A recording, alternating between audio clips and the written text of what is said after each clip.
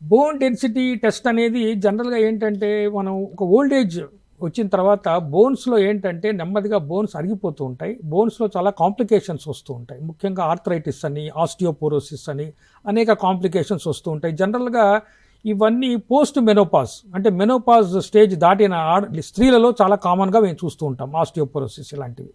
ఈ bone density కనుక చేయటం వలన ఏమవుతుందంటే మనకి బోన్స్ పరిస్థితి ఏమిటో మనకు అర్థమవుతుంది.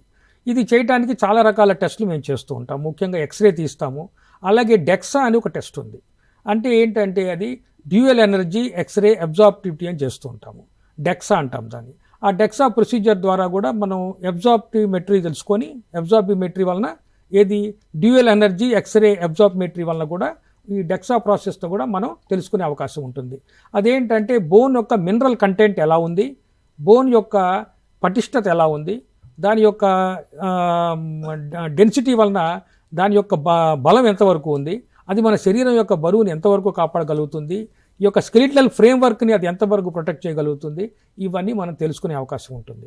సో ఈ బోన్ డెన్సిటీ టెస్ట్లు ఇప్పుడు చాలా సర్వసాధారణం అయిపోయినాయి. ముఖ్యంగా ఎవరైనా కనుక 70 సంవత్సరాలు దాటిన వాళ్ళకి వచ్చినప్పుడైతే జనరల్గా డాక్టర్స్ ఈ బోన్ డెన్సిటీ టెస్ట్ రాస్తున్నారు. దాని ప్రకారంగా వాడు దాని తగ్గ ట్రీట్మెంట్ కూడా ఇవ్వడానికి అవకాశం ఉంటుంది.